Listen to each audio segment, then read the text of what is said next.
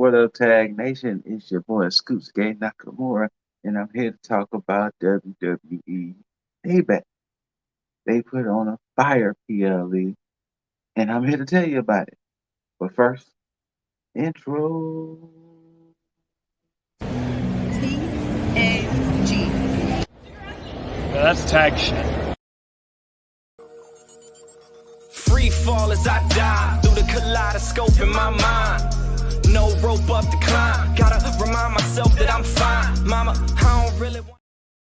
What up, world? It's your boy Scooter Ray, aka Scootsuke Nakamura, and like I said, I'm here to talk about WWE Payback. It was their PLE last night, hailing from Pittsburgh, PA. I want to say it's the PPG Paints Arena, and it was a show. It was a show. It really felt like it was more of a Raw show with some sprinkles of SmackDown. It almost felt like they kind of unintentionally went back to single branded PLEs, but they made up for it. They made up for it. It was a pretty fire show. And it starts off with a pretty fire match from a beef that has been happening since April. Yes, you heard me correctly. Since April, we have the man Becky Lynch versus the legend Trish Stratus in a steel cage match. These ladies went out there and had them a match. They put on a show. For an opening match, it was a lot of back and forth. It was a lot of false finishes. It was a lot of bumps. Hey, kudos to Trish, because we know Trish isn't actively doing this like she was back in the day. Trish took some bumps. Bumps. She took a superplex from the cage, not like from the top of the cage, but she was on top of the cage. Becky was on top of the turnbuckles. She did a bulldog from the top of the turnbuckle. Thank you, Trish. Plain and simple. Thank you, Trish. The closing segments of this match was Becky was trying to escape from over the top. Trish was trying to go to the door and then realized that Zoe was trying to help Trish. Becky then stops, pulls Trish away. Zoe slams the door in Becky's face. And then when Becky recovers, she hits Trish manhandle slam. Zoe comes in and breaks up the pin. Becky eventually locks all three of them in. She dispatches Zoe with a manhandle slam. Trish tries to escape. She hits Trish with a manhandle slam from the top rope. Boom, 1, 2, 3. Trish wins. Trish and Zoe kind of get into it. Trish slaps Zoe. Zoe catches Trish with a Z360. Takes off the thank you Trish shirt. I'm out. So this could be Trish's final hurrah. It could be. The crowd was chanting "Thank you, Trish" when the match was over with, and then backstage interviewing Becky, and to where Tiffany Stratton was the NXT Women's Champion. Tiffany Stratton was in the audience, and it seems like they might go ahead and pull the trigger on the whole on the whole Becky versus Tiffany. And they might go ahead and do it at No Mercy.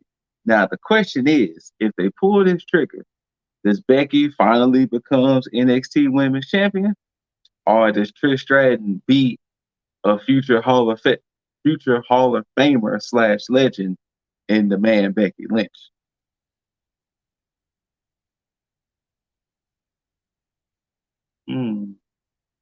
Might have to put on a Booker's cap for that one to see if they go ahead and pull that trigger with that match. But yeah, for a great starter match, a great opener, chef's kiss. Chef's kiss. Thank you to both of those. If you want to count Zoe, thank you to all three, but for sure, thank you, Trish, and thank you, Becky, for putting on a hell of a starting match. And to say that the beef has been going on for so long, this was a great way to put a to finish the story and have a damn good match at the same time. Next up, we had, oh Lord, my camera slipped. That's the magic you get. Next up, we had LA Knight versus Miz with John Cena as special guest referee. And you're probably thinking to yourself, wait, what? If you haven't been keeping up, how is John Cena special guest referee? Well, John Cena was magically the host. He came out there Friday and they announced he was going to be the host Friday. I think they did. I don't remember. But John Cena was the host. So he comes out there and was basically saying how he's nervous because he's never been a host. He's done all of these things in WWE, but he never hosted a PLE. So he's hosting. Miz comes out. Miz was like saying these things about John, and John was like, Miz, I'm trying to ask you for real, what's the best way to be a host? Miz was like, you got to be energetic. You got to be this. You got to dress better. Like, look at what you're wearing.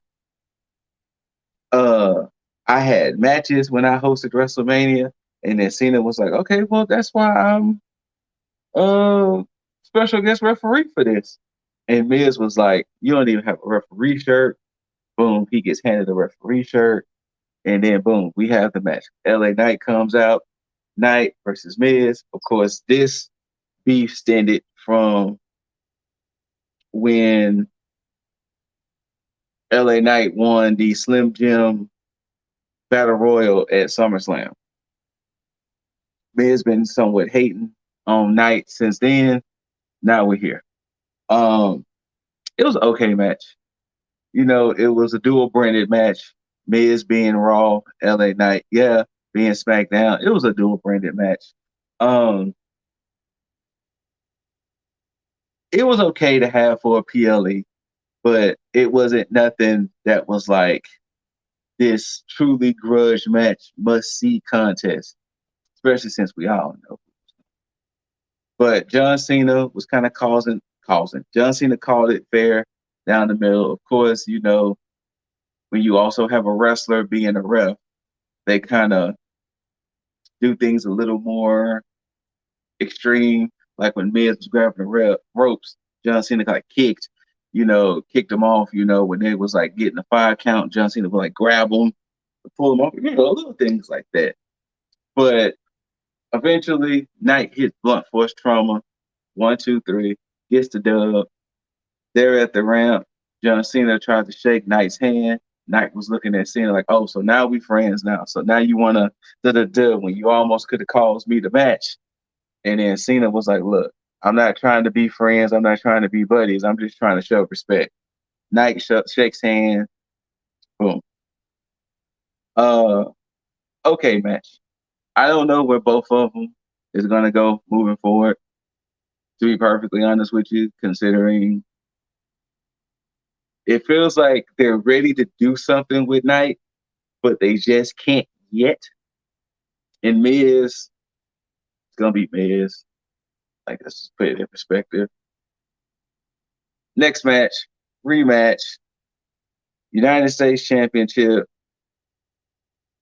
The champ, Rey Mysterio, defending against Austin Theory. Austin Theory wants his rematch because Santos was supposed to be the man he was supposed to against for the United States Championship, but he causes Santos's injury. Ray replaces Santos. Now we're here.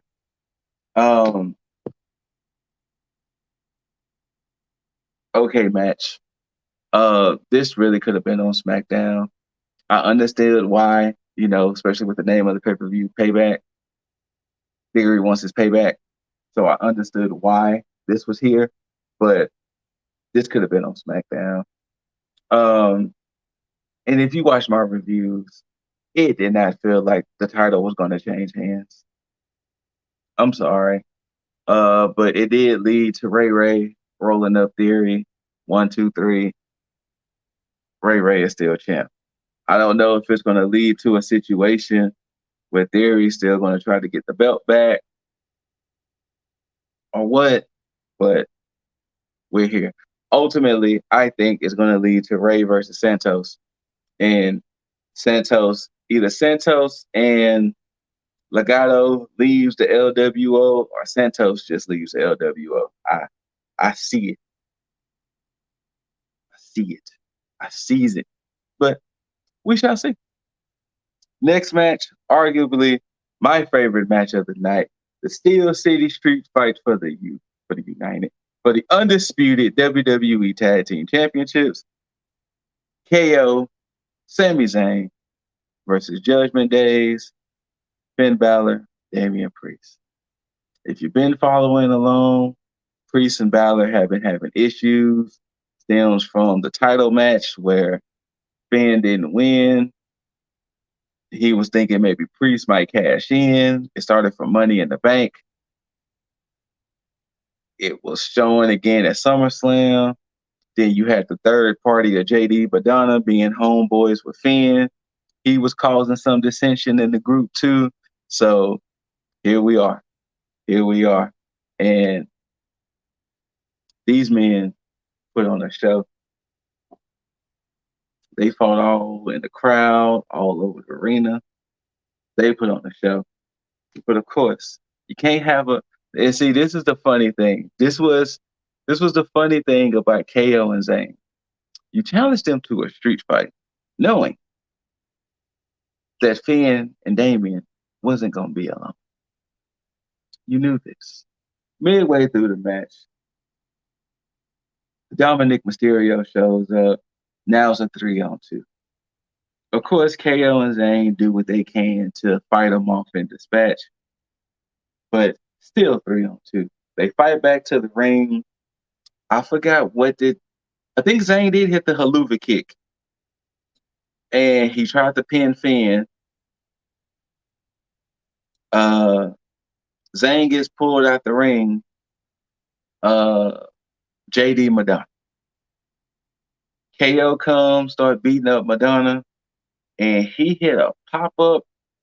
It ended up being like a pop-up spine buster because it wasn't a power bomb. But he hit this pop-up spine buster to JD Madonna on the announce table. The announce table did not break, and it did not give. In the way Madonna snapped back off that table, Mike Tyson, my back is broken. Spinal. JD's back has to be all types of sore today because Lord have mercy, the way he hit that announce table. In the words of the Chisel Adonis, somebody please call the EMTs. Because I think everybody collectively was like, ooh, he wasn't even seen for the rest of the match. Like, I want to say there might have been like maybe 5 or so-ish minutes left when that incident happened. He was not seen no more that night. It's like he just vanished.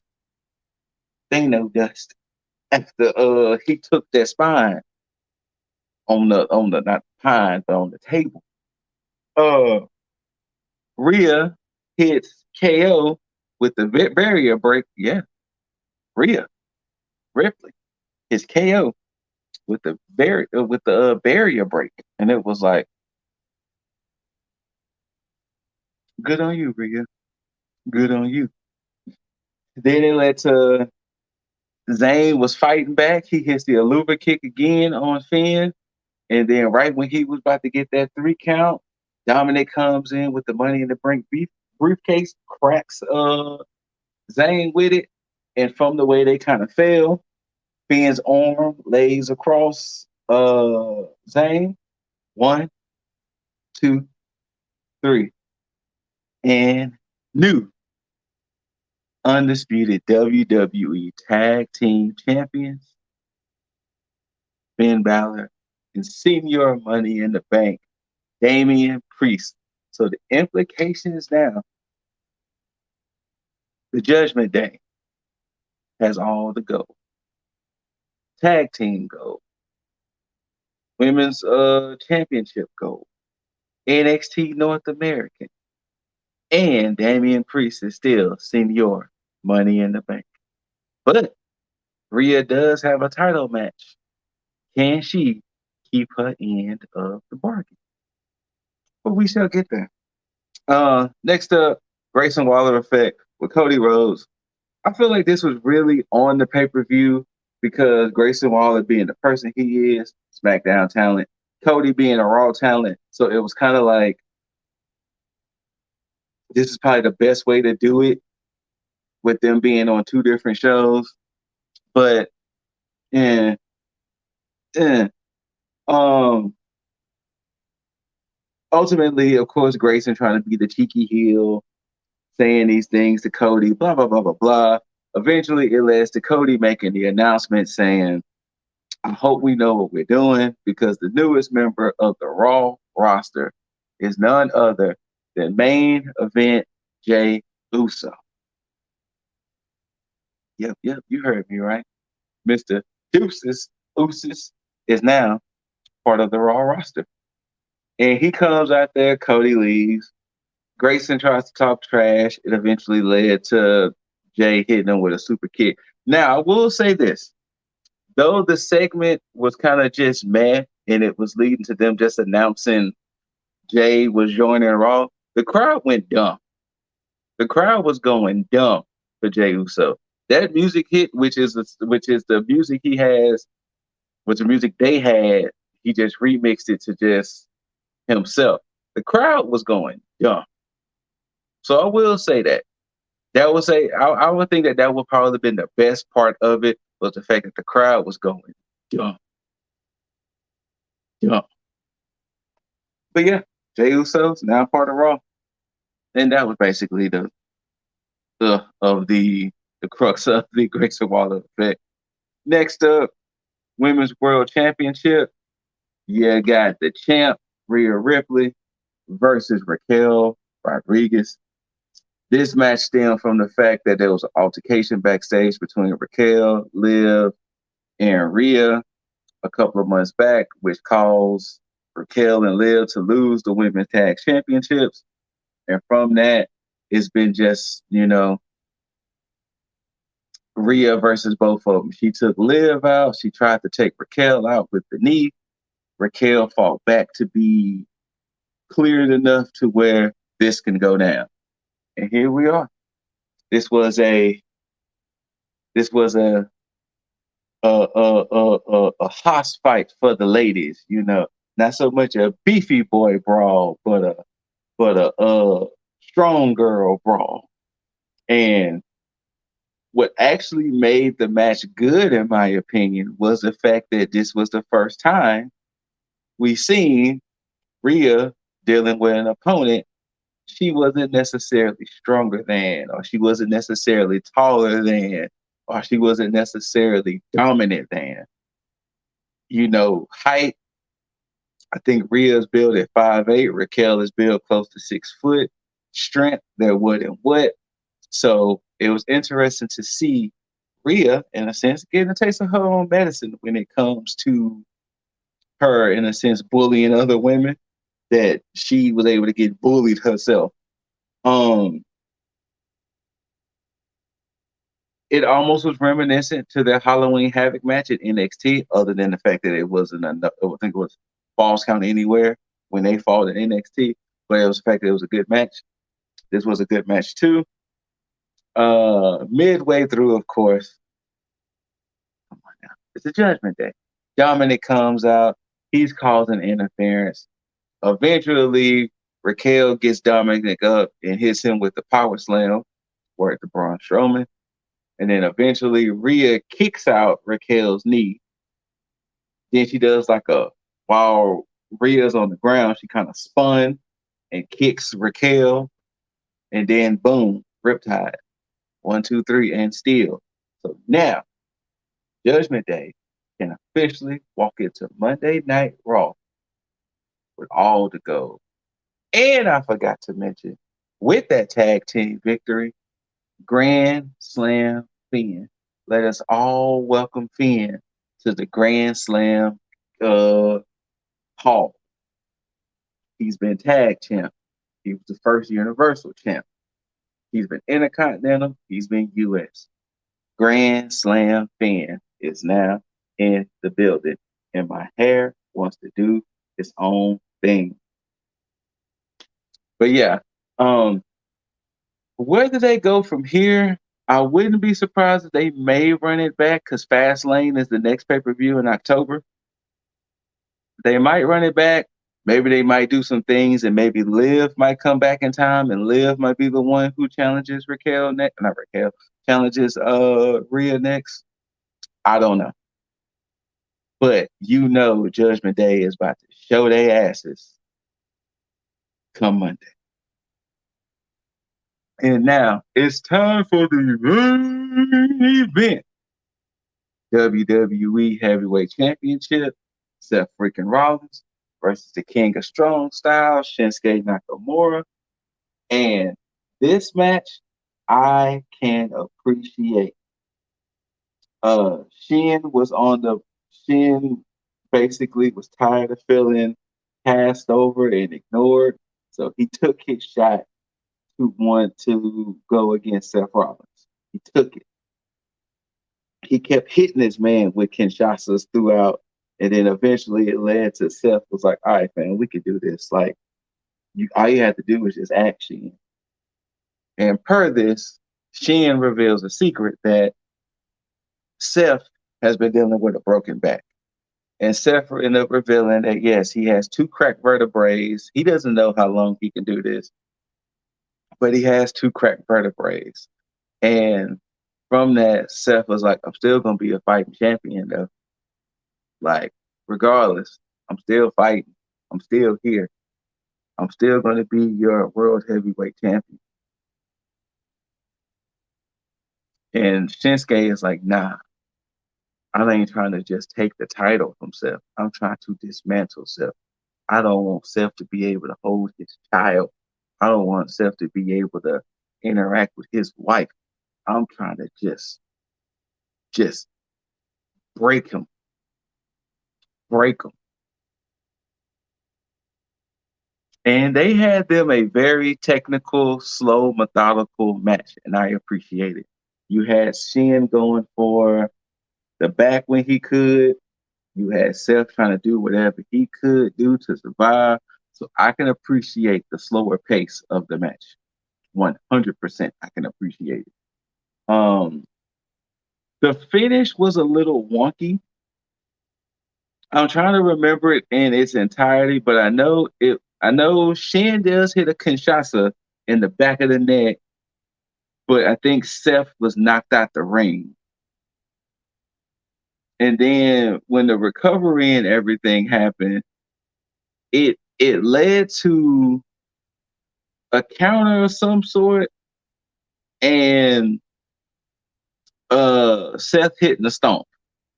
And of course, from the tiredness, Seth couldn't pin Shin right away. It wasn't as bad as Triple H and Booker T taking the pedigree, and he didn't pin him for like 30 seconds. But it was like a 10 or so second delay before Seth pinned Shin, and then 1, 2, 3, Seth wins.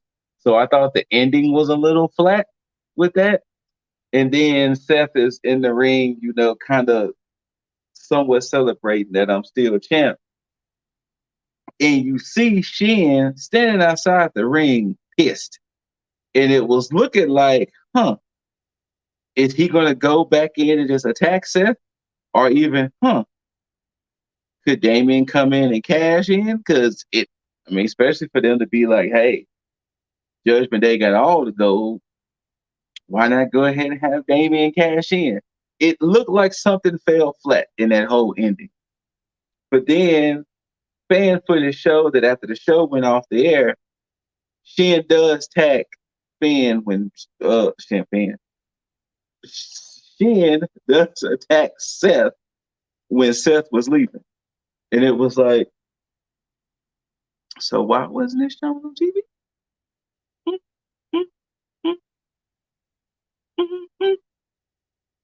It's just me. You know, I'm not saying, but you would think they would want to show it on TV. But hey, um, but it was still a good match to me.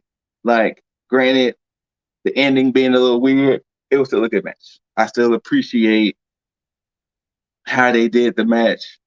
Them trying to have Seth be a little cautious because of the whole back situation and everything. So I can appreciate it. I really can. Um, Overall, I think the PLE was good. Definitely check out the cage match. Definitely check out the women's championship match. Shin and Seth. And of course, like I said, to me, match of the night, the Steel City Street fight. LA Knight Miz is what and what. Rey Mysterio and Theory was what and what. And the Grayson Waller effect, what and what. Definitely check out those 4 matches for sure. Actually, no, definitely check out those 4 matches for sure. Whether you loved it, hate it, don't forget to rate it. Thumbs up, thumbs down, preferably the thumbs up. Like, comment, share, subscribe, and of course, once you subscribe, you gotta tag that notification bell so you can know when these new videos just drop. They just pop, pop, pop, pop, pop, drop out of nowhere. They just poop, poop, poop, like this one. This one just magically appear out of nowhere. Give a shout out to my tag brethren, Lip Dizzle, Jaeger Bombastic, current predictions champ, Juggernaut097. Want to give a shout out to my Ninja fam, Aranya Miss, Cosmic Boss, because this review will be on both. Sorry, it will be on both Less Than Stealthy Ninjas YouTube and Spotify. And of course, this will be on Tags YouTube. Thank y'all for tuning in. Love each other. Love yourself. Make sure your mental, physical is good because we want you here for a long time. And a good time, but a long time. Thank y'all for tuning in. And until next time, ladies and gentlemen of the Tag Nation, don't forget to tag out.